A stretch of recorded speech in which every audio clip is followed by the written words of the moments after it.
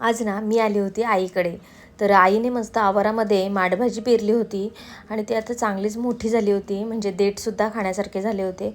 तर सोबतच मी थोडीशी माठभाजीसुद्धा तोडली आणि देठही घेतले, कारण देठ मला खूप आवडतात. तर त्यांना थोडीशी माती लागली होती, तर यांनी मस्त धुवून दिलं आणि मग संध्याकाळी आम्ही आलो घरी. तर मस्त मी कापून घेतलेले आहेत ते देठ आणि जी माठभाजी होती ती सुद्धा त्याच्यामध्ये टाकून उकडायला ठेवली. त्यानंतर झाडांना 2-3 दिवस पाणी दिलं नव्हतं, तर इकडे पाणीसुद्धा दिलं. इकडे समोर शेतीची कामं चालू होती, ते बघत होतीच तोपर्यंत आपले देठ इकडे शिजून झालेले आहे. मस्त त्यांना आता फोडणीवर टाकायचं आहे. तर देठांचं जे वाटण होतं ते माझ्याकडे आधीच होतं.